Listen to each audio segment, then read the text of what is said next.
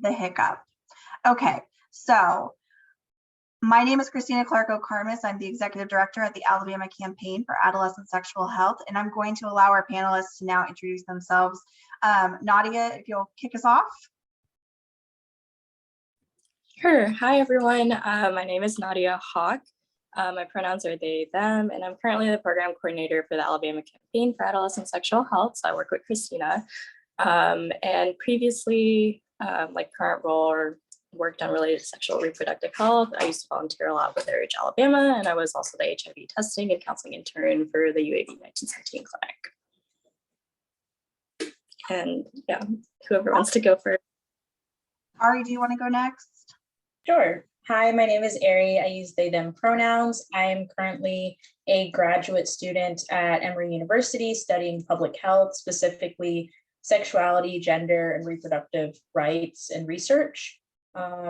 So I used to do a lot of work, and I studied undergrad in Alabama, and I'm currently the Advocacy for Youth Youth Activist Alliance leader, co-organizer with another friend of mine. So we actually do campaigns related to sex education, sexuality, reproductive rights, trans rights, just a lot of encompassing things. But our last campaign focused on a sex ed bill that was passed in Alabama last year.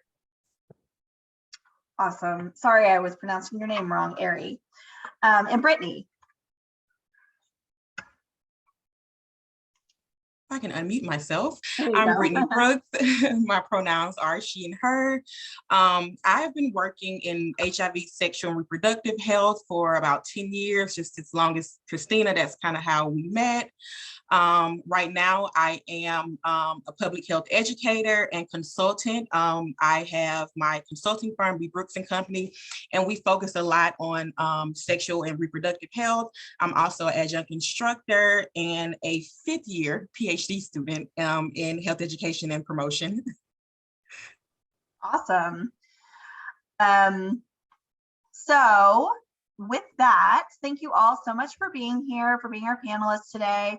And I would love for you each to answer this. You can go in whatever order you want, but I would love for you to tell us where you grew up, and since you're all Alabama natives, and what was your sex ed experience as an adolescent? And yeah, what was your sex ed experience, and then how long or at what point did you get more of a comprehensive understanding of sex ed? So whoever wants to kick us off. I can go. So I grew up in Madison, Alabama, which is a suburb of Huntsville, northern Alabama. My sex experience growing up was pretty much silence from my religious parents, and my high school just annually inviting the same presenter to discuss abstinence between heterosexual partners. And we're mostly warned about like sexual transmitted diseases with a lot of graphic photos of severe cases, but not really given any information on STI prevention or how to seek medical treatment after contraction, if that ever happened to you.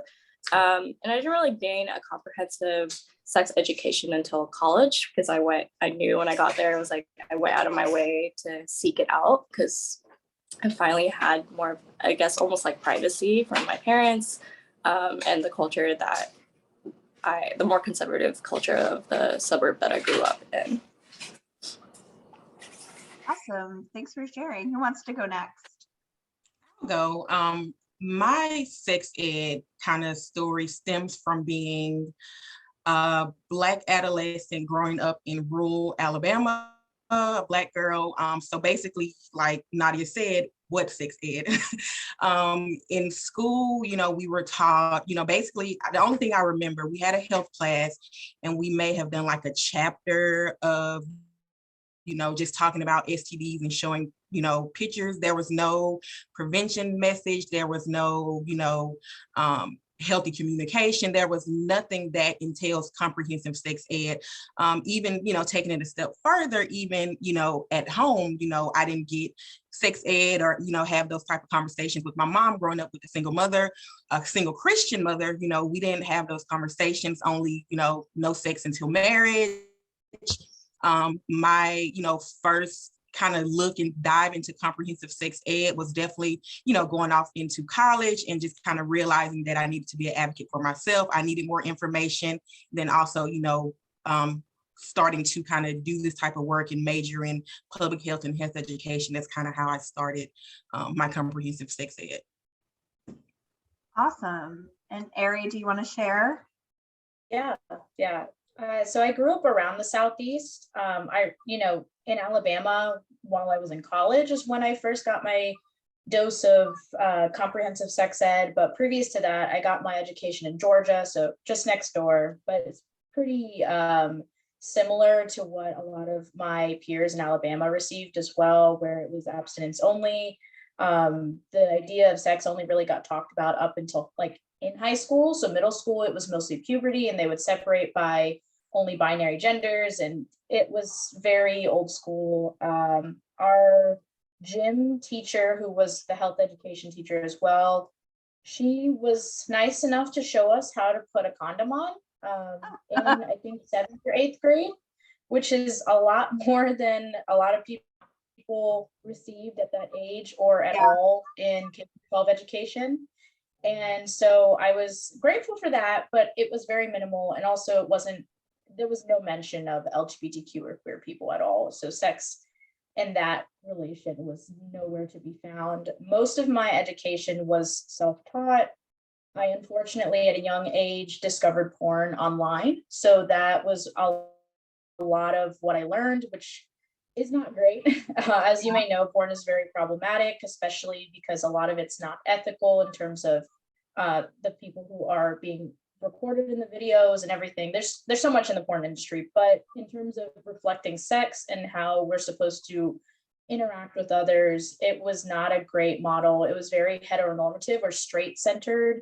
It was very cisgendered, which meaning like someone who's a sex assigned at birth was female and they're woman, and same thing for a man. So it's kind of, again, just like a straight couple with no trans inclusivity, very aggressive depictions of sex, just a lot of misinformation that I was gaining at a young age. And then I had questions, and my parents really weren't able to answer those questions, although they did give me an age appropriate book at some point at the age of like 8 or 9. So it's very scattered all over the place, but K through 12 pretty much failed me in terms of providing me sex ed at any point in time. Yeah, thank you for sharing. And yeah, the comment about, having a health education teacher that would show you how to put on a condom being such an anomaly, and nothing that, I didn't receive that. I didn't go to high school or middle school in Alabama, but I didn't receive that where I did either, or where I went either. So yeah, that is an anomaly. So thanks for everyone for sharing. So then the next question is, maybe it's obvious, but like, why did y'all decide to get involved with sexual and reproductive health advocacy? I think very similar, just the lack of sex ed that I, received at home and at school, and just realizing that it is comprehensive sex ed is so much more than like disease prevention and contraceptives. And just also just seeing some of the things that were going on when I was in college. I think I'm a little bit older than my other panelists, but just when I was in college in my undergraduate years, and kind of seeing what was happening back home in my community. So that definitely made me want to kind of get into this work a little bit more, because, even now it's still needed. Even now back, in my hometown, every chance I get, I try to do education. I'm kind of working with the principal to, possibly quarterly, go in and do some education, because it's still needed, and especially in these rural areas everywhere, but definitely in rural Alabama. Absolutely. Absolutely. Is there one of our other panelists who wants to jump in and tell us why you got into sexual and reproductive health advocacy? Similar reason. I saw that people around me were not receiving the right education, and nor was I. I've had friends who were in situations of coercion, including myself, not understanding how healthy relationship dynamics are supposed to work, not understanding what, just anything related to sex or healthy relationships or friendships or boundaries and consent. None of that was really taught to us.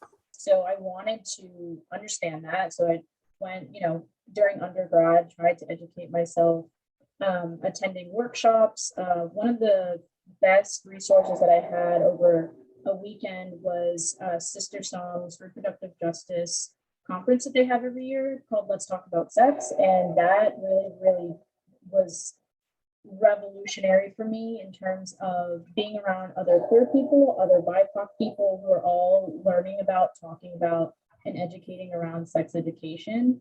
And as a healing process, as a pleasure-focused education that I had never seen before. So attending that conference really sparked a lot of my interest among my peers, also just being interested in the same stuff as well. Nadia had mentioned their involvement in URGE. I was also involved in URGE at the same university in Alabama, and I just felt like those involvements really helped push me to want to do that within graduate school and research. That's awesome. Yeah, and Nadia, can you share? I know you talked about URGE, but can you share a little bit more about what made you get into this work? Yeah, so similar stories, especially with Brittney.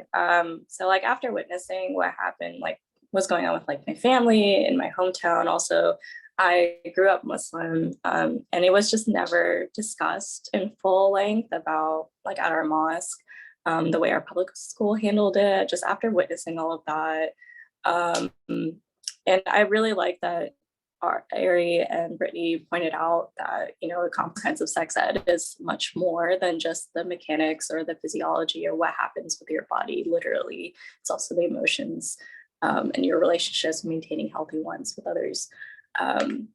So kind of after seeing how sparse it was, I knew, I talked to my high school human anatomy teacher about how I felt, and she really encouraged me to be involved when I got to college. And so I knew as soon as I got there that sexual reproductive health, queer health, minority health in general was what I wanted to focus on during my undergrad years. And actually my second semester of my freshman year in college, one of my peers, Magda Makashi, she's actually from my hometown and we went to high school together, founded a chapter of URGE at UAB. And that kind of further confirmed for me that I already felt that, oh yeah, I can make a change in this area of health in Alabama if I really wanted to. We aren't condemned, because I think that's a lot of how people view the South very often. And so just kind of having that optimism and hope for the South or Alabama in general is what kind of led me to this work. Yeah, I can, as a non-native Southerner, I can definitely identify with, seeing the South as this lost cause. I think in this work that I've been doing for so many years, I think a lot of funders feel that way, some national organizations, and it's really unfortunate because there is such a progressive movement in the South, and it takes us a lot longer to get things done. But I do think that there's more people who are like-minded and want to see progressive reforms like comprehensive sex ed than we realize. It's just that, the vocal minority is always there and very loud. So Exactly. Yeah. So y'all have talked about, and I know Ari in particular, working with Advocates for Youth, probably does some of this, but what are some routes for young people that to access and share comprehensive sex ed on their own?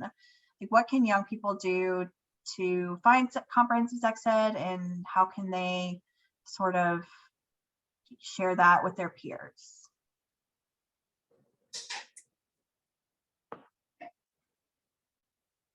So I definitely think that finding trusted organizations like Advocates for Youth, like URGE, has connections to these resources. So I definitely encourage students and educators, especially. I think that a lot of the times, teachers and educators and professors just want to step back and let students do what they need to do. But also I think it's really important for educators to jump in and find the resources as well. just so that they're also aware of these things. But Advocates for Youth has a resources and tools page online where you can find articles as well as toolkits that they often use. And don't be afraid to just cold email people and ask about, hey, what toolkits and what sex education curriculum do you have? There's also a branch of Advocates for Youth that uses, it's called Amaze, and it's a really, really good age appropriate, depending on which lesson plans you're looking at, way to learn sex ed. It has a lot of sections on talking to parents and how they should be talking to their kids and educators as well. And it just talks about all different types of part of like sex education and everything. Planned Parenthood has some resources online that are pretty broad that you can also look at, and they're very easy to read, as well as I think Urge may have some links to sex education online as well. But I would just, go straight into Google, search comprehensive sex ed, and look up the organizations you're getting the information from. I think if you do check on what orgs you're getting info from and making sure that they're not trying to steer people in one direction, or that they're not comprehensive, or maybe they're not inclusive, there will be telltale signs on their websites for sure. But the ones that I listed, I trust to be able to do that work. Yeah, absolutely. And I know Advocates for Youth has their 3 R's curriculum online for free. And it's a great comprehensive sex ed resource that anyone can download and use to teach sex ed. So that's a really good resource too. Nadia or Brittney, any tips for how young people can get involved? Yes. Oh, go ahead. Oh, you want to go ahead? Yeah, I was just gonna just to piggyback off of what Ari said, just find those resources, reputable resources. So those were all great resources that she named. A lot of times what we run into, especially with youth, is that they're just doing a Google search and even getting, information from their friends. So just make sure that, maybe, even going a step further, talking to your healthcare provider, and just making sure that the resources that you have, have that accurate information and the information tailored to your needs and what information you're trying to get. I definitely second. Yeah, and I'm also going to, of course, plug in the Alabama campaign as having some wonderful resources, including our free sex ed online training series. It's more geared towards educators and parents, but I think we've been discussing kind of reformatting things to be accessible to young people as well. I also want to point out Amaze is one of my favorite websites, and they have everything formatted. They have Amaze Junior, young adults, educators, parents. It's really pleasing to look at as well. But they have a lot of great resources that kind of breaks it down in different levels of language for really anyone. Yeah, Amaze is great. And like you said, it's really could be at any age.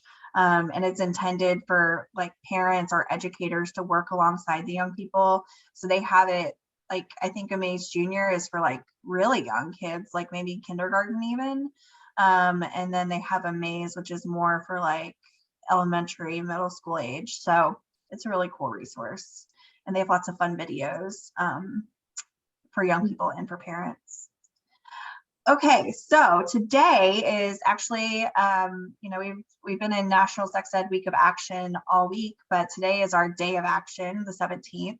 So what are some actions that anyone can take to support comprehensive sex ed in the South? So, you guys have listed a lot of great resources, but is there just some advocacy actions that any of us could take to move comprehensive sex ed forward? Yeah, I was just going to say, definitely in general, advocate for yourselves, advocate in your schools, your community, with your local officials. Here in Alabama, there's no mandate on sex ed, but there is, you can teach HIV, so you kind of can't teach HIV without, sex ed.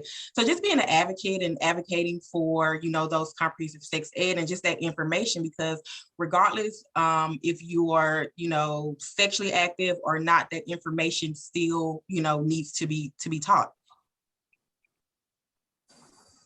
Absolutely. Anyone else?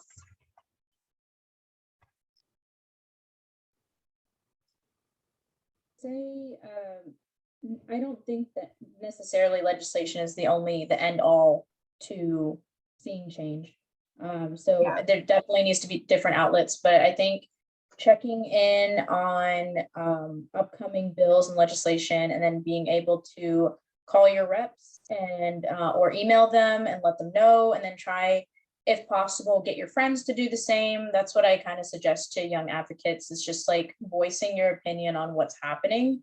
A lot of the times these reps are just going about assuming what their demographic is wanting and then just voting based off of that. So they really want to see these different opinions and advocacy things happening. But I would say definitely trying to educate amongst your peers, trying to get them involved as well. Don't feel like you have to do this all on yourself. Email and talk to the organizations that you're getting the sex education from. Go to advocacy groups like Advocates for Youth or URGE or Planned Parenthood Generation Action, or any of these student-focused chapters. If you're in college, they're easier to access. If you're in high school, try to go to any student organizations that you feel like are safe spaces. So maybe it's the Gay Straight Alliance, or just LGBTQ groups on campus. Maybe it's a human rights group on campus, or not campus, but like your school. But there's just a lot of different ways to get involved. But calling and emailing your reps is one good way. Doing flyer drops, if you have the resources, is another great way. But just be careful to, look at the safety of that. You don't want to get in trouble by any kind of authorities by putting flyers in private places. So maybe checking in with someone who has done that before would be great first. But yeah, there's lots of ways to get involved. Awesome. And Nadia, was there anything that you wanted to add? Those are all wonderful suggestions. I also want to add, like, specifically to the South, like Sister Love and Sister Song are great organizations, in addition to URGE and Planned Parenthood.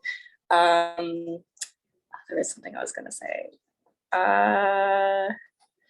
Yeah, so like as Ari and Brittney said, that there's definitely many levels to being involved, and there's lobbying or advocating to legislatures, and then joining chapters of local organizations. But honestly, even just talking to the people around you is a great way to be involved as well. Just talking to your peers, your family, your educators, people who are directly in your life does make a difference. So that's one thing I would add.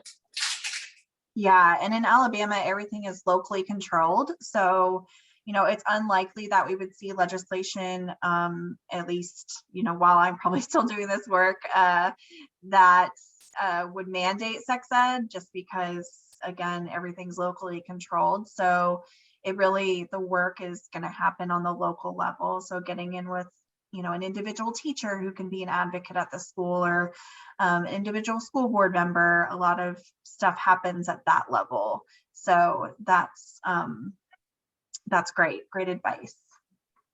Okay, and then our last question before we move on to some story time. And I know Ari had mentioned this actually a little bit earlier. So what is some recent progress that we can celebrate that has moved us a little closer to comprehensive sex ed? Ari, do you want to share the work that y'all did last year? Yeah, we worked with a lot of different organizations that are reproductive rights and sexual health orgs in Alabama. And honestly, their work kind of was the main bulk of it. We just needed to push it just a little bit more on getting this bill passed. But we were able to pass a sex education bill that changed the language that was included. So our sex education legislation in Alabama is abysmal. It's not really legislation. It's just kind of like guidelines, and then those guidelines are very loose. So each school district can decide really what they're teaching. Has to be abstinence only if it is taught at all. And they had really homophobic language that was included from the 70s that they had not changed.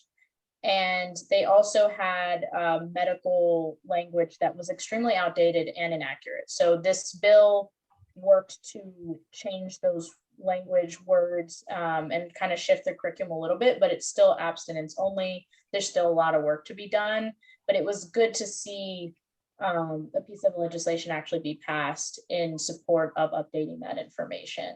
So when people do, voice this urge that it eventually can get changed, it sucks that we have to wait for legislators to do that work after, we've been pushing for so long, but it's still a small win amongst the journey that we're trying to push ahead. Yeah, absolutely. Nadia and Brittney, anything to add to that? I know here in North Alabama, I live in Huntsville, and so we don't have, the students aren't getting any comprehensive sex ed. And so I've been in conversation with some school officials and principals and counselors just to kind of start that conversation and seeing if we can, have someone, or, if they want to, contract me and my organization or business to go into these classrooms and deliver these comprehensive programs. So there has been conversation. So hopefully in the near future, we can, get that ball rolling. Great. That's great to hear that you're maybe making some progress up in North Alabama. Nadia, were you going to say something? Those are pretty much the two that I was going to point out. Okay. Awesome. Well, so thank you all for, answering that question, giving us a little insight into who you are and what you do and what gets you jazzed up for comprehensive sex ed. We're going to move on to some stories, and I would love to just start with our panelists if they're comfortable sharing. So you have all kind of told your own personal sex ed stories, but are there other positive or negative stories that you've heard that you are able to share? Obviously, if you don't have permission to share another story, don't do that. But if you have permission to share any positive or negative stories that you've heard, I would love to hear those at this time. I definitely have some from my peers that they've given me permission to share about that grew up in Alabama.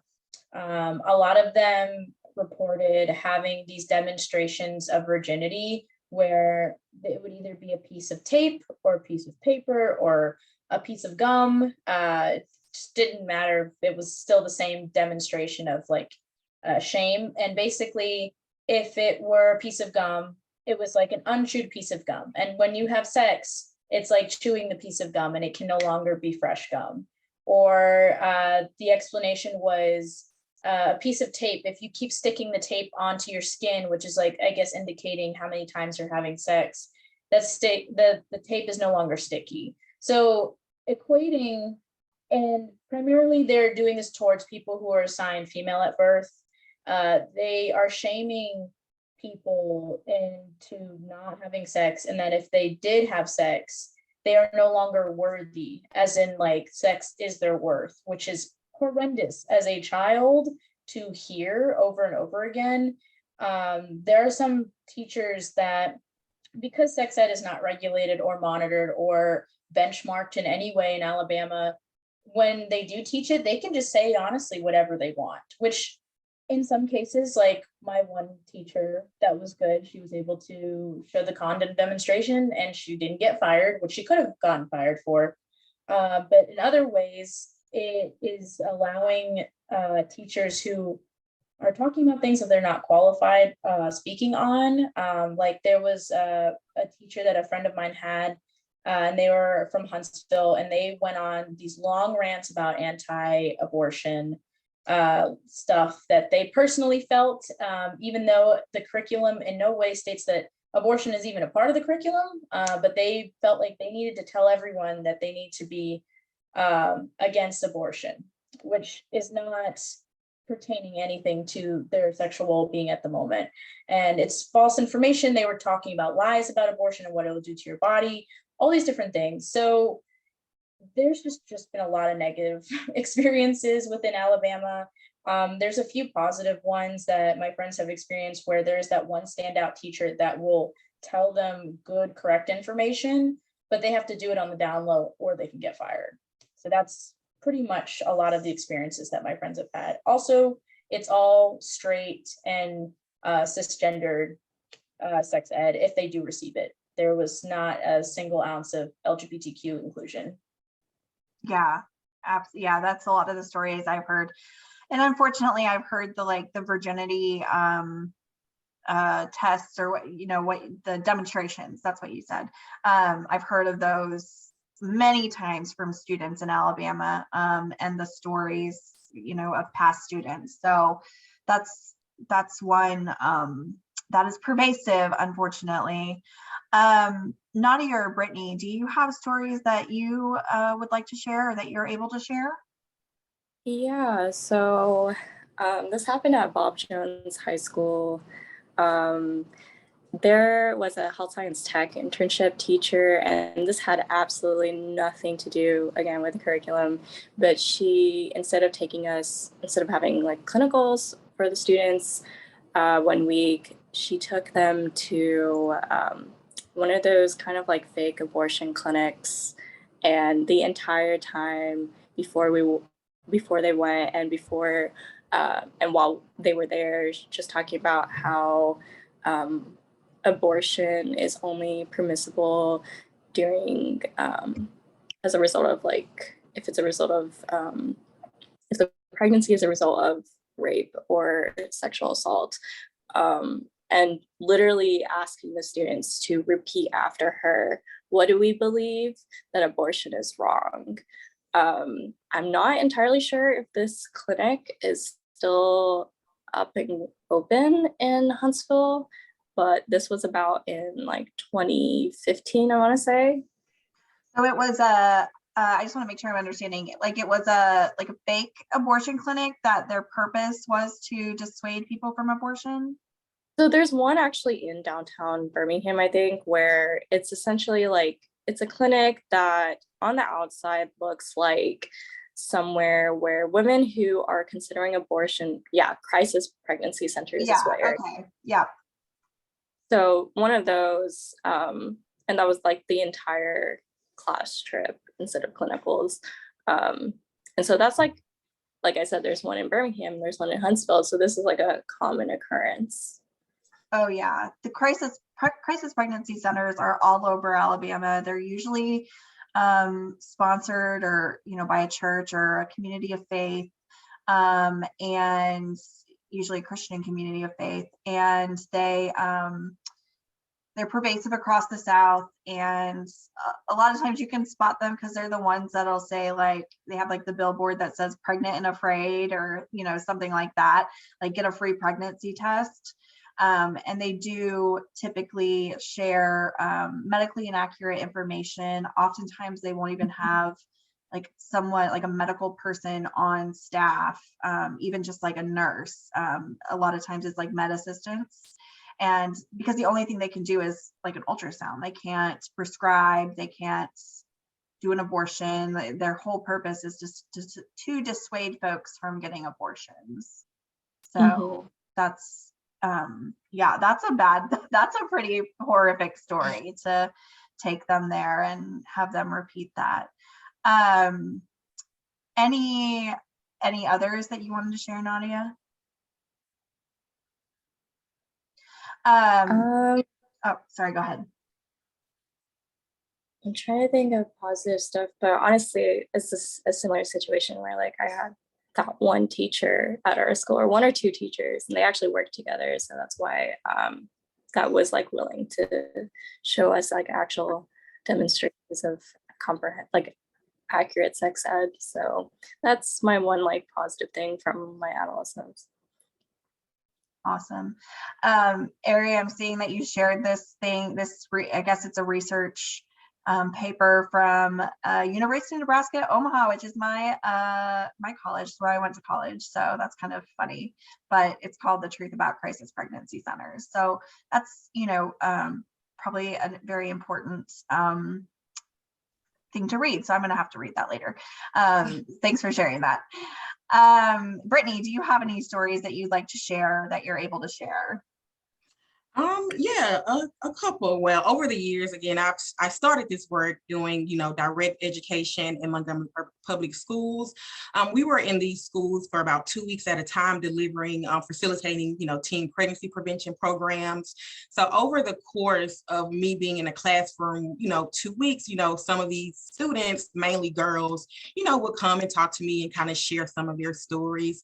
But also want to piggyback off of what Ari was saying with having educators in the classroom who are not qualified to even be talking about this. So a lot of times when I am in a classroom, I always ask, if I'm going into another teacher's classroom, I always ask that if possible, if that adult can step out while we have these conversations, because I've learned that students do open up more and share more information with someone that's not their, just everyday teacher, that they have to see that, and so just one story in particular, it's kind of funny, we were talking about HIV and,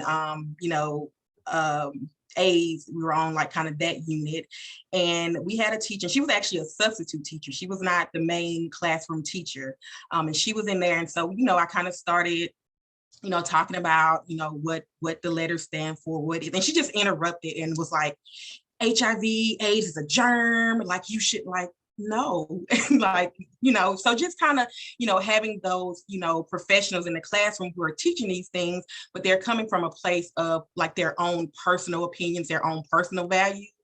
And that's not effective at all. Also had, a student, a young girl, share with me that her mom did not want her to use tampons. We've kind of heard the stories that, or, the myth that, if you use a tampon, you're no longer a virgin. We know that it's not true. We know that tampons can and may cause the hymen to break at times, but it does not cause a girl, to lose her virginity. So that was a conversation that I had with her, and I, felt like, gave her resources, and she shared that information, with her mom. She was a student athlete. So, she wanted, to use tampons because, I think she was a basketball player. So just kind of having knowledgeable educators in the classroom, and then just educating or talking to you. And because a lot of the stories, the negative stories that I hear kind of stem from at home, and their parents not having conversations with them, and just kind of not having, and I always encourage, sex ed should start at home, but the caregiver, the parent has to do their research and make sure they're sharing facts, medically accurate information. Yeah. I mean, we are at that campaign, obviously huge advocates of parents being the educator in their home, and ideally that same message will be repeated, at school, at church. The same values can be shared, but a lot of times parents are ill-equipped to talk about sex ed. And of course, we hope to sort of stand in that gap and help parents find the resources they need and become more comfortable. But it's hard, and I do understand that. Not that that's necessarily an excuse for giving your kids incorrect or harmful information, but I do understand as a parent, it is difficult to provide that information. And your story about the young girl whose mother believed that about my mother, also believed that about tampons. So, and I thought it was wild when I discovered it, because I was like, I wanted to use them, and I had gone to my music teacher who I was very close with, and I was like, I want to use them. My mom won't let me. And she said, well, some people believe that a tampon means that you're using a tampon means you're not a virgin anymore. And I was like, what? And I asked my mom, and she's like, well, yeah. And I was like, that's crazy. I'm using a tampon. Right. And the funny thing about that is I had the same kind of interaction with my mom. I was a cheerleader in middle school. I think I started my cycle maybe when I was in 7th or 8th grade. And I remember telling my mom that I wanted to use tampons, and she kind of like gave me a side eye, like, but I felt like that would have been a great way to kind of start the conversation. If she was feeling that maybe I was sexually active, or if, I was no longer a virgin, or whatever the case may be. So I definitely had a similar experience. I'm actually going to make sure she watches this webinar. Oh, good. Well, and you can also tell her that she's not alone. Other moms believe that, unfortunately. So now I just want to, we have about 15 minutes left. I have some other, things that I can share to fill the space, but I want to give our audience a chance to share stories that they may have had or that they are able to share, have permission to share from other folks. You can share in the chat, you can come off mute and share. I would just love to hear what some of those stories are. And just to incentivize you, just going to remind you of our awesome little prize package. So not to put anyone on the spot, but if y'all want to share, I would love to hear it. I'll go ahead and hop in. My name is Carly Kepler, and I have implemented curricula primarily in Lee County and some other areas as well, but mostly Lee County, Alabama. And so one thing that I have really enjoyed in the past is getting to see the youth that I work with have an understanding that they can develop agency in their own lives and really feel empowered to make decisions for themselves, whether they choose to have sex or not. But also understanding, and y'all had pointed this out earlier, is that comprehensive sex education is so much more than just the physical side of things. So really talking about, what do I want for myself?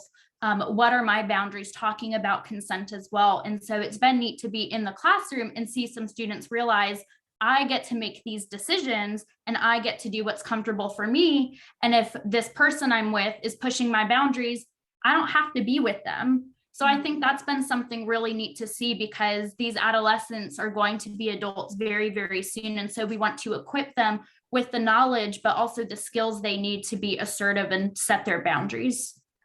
That's awesome. Carly, what program are you implementing, and what's the organization that you work with? Yeah, so I'm not implementing anymore. I was under the Alabama Healthy Marriage Initiative. Okay. Yep. So lots of things going on across the state, and they're still implementing their programs through a new grant from the federal government. I actually now work with the Dibble Institute, and so we actually publish relationship education curricula, so Relationship Smarts Plus and Love Notes. Awesome. Yeah, I'm very familiar with Dibble. So awesome. So glad that you're here, and thanks for that perspective. And I'm familiar with that program in Lee County. Are there others that would like to share? And remember, you don't necessarily have to speak. If that's intimidating, you can also drop in the chat.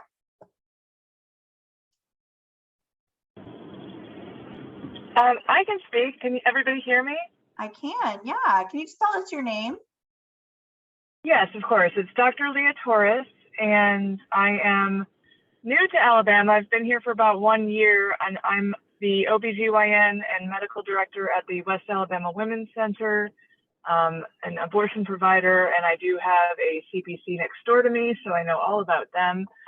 I don't have necessarily a specific story, but I'm very interested in leading community sex ed programs, or at least giving talks or any sort of educational seminars that might be needed. And I know that Alabama is in great need. So if anybody wants to tap me as a resource, I am here. That's awesome. And Oh, sorry. I was going to say, I definitely want to reach out to you and send you over to at least UAB's campus, because I know they're wanting to have more conversations about abortion on campus. So I will definitely be reaching out. yeah, and Dr. Torres, I will also reach out and would love to connect you at least with some curriculum and see if there's room for collaboration. Great. I appreciate all of that. UAB is certainly a place that I know that would be helpful. So very interested in working locally here in Tuscaloosa as well as in Birmingham. Awesome. Anyone else want to speak up, share a story, share an anecdote?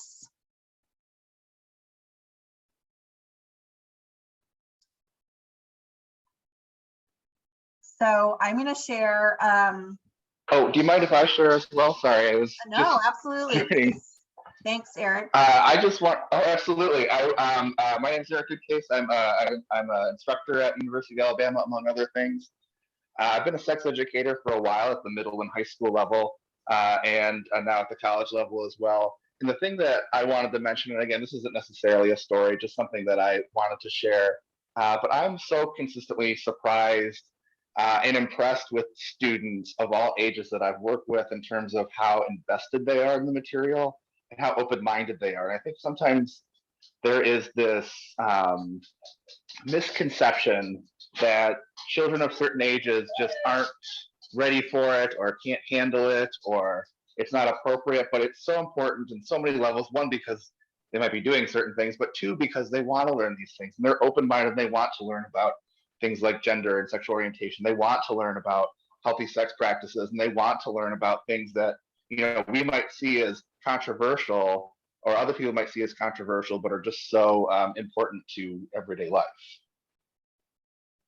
Yeah, in our work at the campaign, you know, we've interviewed young people in focus groups, and they're like desperate for information. And like you said, whether it's because they're just not getting it and they're curious, or they're engaging in sexual activity, it doesn't really matter, but they're eager for the information. And I think as, you know, safe adults in their lives, trusted adults in their lives, it's our job to give them that information in a medically accurate way. And so, yeah, thanks for sharing that. Anyone else want to share?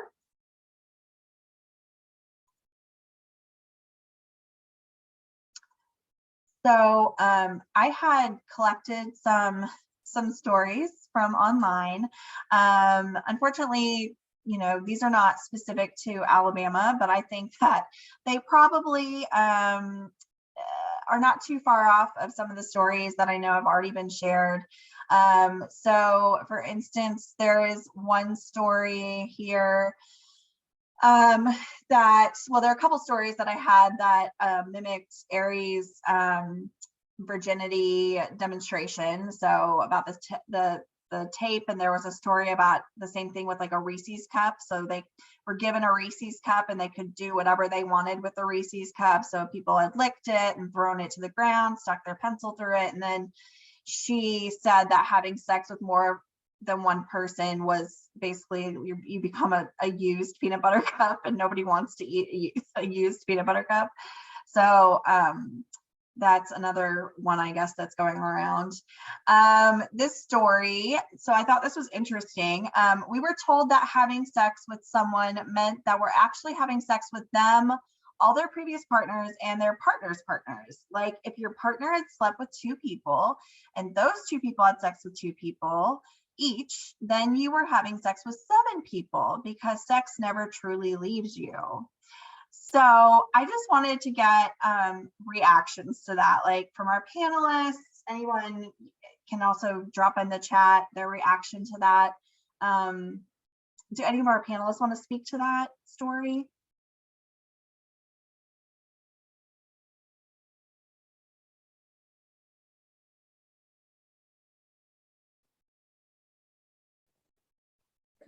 Could you repeat what in particular you were wanting us to address in that story? Yeah, sorry. I just wanted you to, you know, is there anything like any misinformation that you can correct in that story? Or do you have any like just reaction to that story that you'd like to share? Yeah. And this is related to the story where, well, just in general, I think there's this misconception about like, if you immediately have sex with someone, you know, that person is going to be connected to all the other people they have ever been in contact with. So one thing is that you're assuming someone's sexual history rather than having a conversation and communicating about stuff. There's a positive and healthy way that you can talk about STI screenings and being tested. There's ways so that it's an encouraging conversation rather than a shameful conversation. I think that just in all of sex ed that is abstinence-based, a lot of it's just going to be shaming people in terms of how many sex partners they have, because they're not supposed to be having sex at all. Therefore, like what Nadia said in there, we're told to, yeah. So I think it's just really important to just have these conversations with people and like help them navigate through those things, and like just talking about like how STIs actually work and how sexual partners actually work. Previous partners, I mean, again, you're assuming their sexual history and everything. So we just have to have conversations about what sex and like multiple partners looks like. For the most part, people at a younger age are not necessarily thinking about having sex with this many people. They're just focused on maybe just one person they're crushing on or whatever that may look like. But having those conversations are extremely, extremely important. I agree, and we hear this a lot. It's called the sex tree, if I'm not mistaken, something similar, like a diagram. It's called the sex tree. And we hear this a lot, but it's mainly, with the pro-abstinence, educators, the Christian educators, and we, just have to make sure that, we are talking about, we talk about being sex positive and even, talking about safer sex, because that's not always true. Having a conversation, you don't necessarily know, what people are engaging in. So just having conversations with people, not making assumptions about a group of people, and just, having these conversations more in a sex positive way. Yeah, because so I'm just gonna not shy away from this, but when I first started working at the campaign, we had a brochure that had this, I don't think it was called the sex tree on the brochure, but it was similar. It was like this very confusing multiplication equation about, who you're having sex with, who your partners had sex with, and how many people you've been exposed to, essentially. And we don't pass that out anymore because it is super problematic and shaming and all those things. But you can still have a conversation that gets to the same point of like, the point is you want to protect yourself before you engage in a sexual activity with a new partner. And so, there's conversations and there's good conversations to be had about the importance of testing and things like that, that you both have said. And I just, when I read that, I was like, oh yeah, we used to have a brochure that did that. I'm so glad we don't do that anymore. So even us, we've had to come a long way in de-shaming and becoming more sex positive. So we're getting really close to our time, and I just want to say real quick, I'm so grateful to our panelists. Thank you so much for being here. I'm going to share my screen real quick. So I already told y'all about our giveaway, which I'll just announce that winner in a minute. But I also just want to make a plug real quick. We're going to have a sex ed story hour where it'll be more like real people sharing their stories, kind of like our panelists did. And that'll be on Sunday, March 6th from 4 to 6 p.m. at Harvest Roots Ferment, which is in Birmingham, Alabama. So it'll be an in-person event. We'll be socially distanced, wearing masks. But if you're in the area, we would encourage you to attend. It's free, open to the public. We're doing it with Burdock Book Collective, and they are a bookstore there in Birmingham. They're going to be prizes that like book bundle prizes. So it's going to be a really fun event. And so I encourage you to attend or, invite a friend to attend. And we'll be sending out more information if you're connected with us on our newsletter, which you probably are somehow connected with us since you're here today. So in terms of our giveaway, I'm happy to announce that Carly, you are our winner. And so thank you so much for sharing. I'm gonna email you after this and just get your address so I can send you the prize packet. And if anybody, was not comfortable sharing, that's totally fine.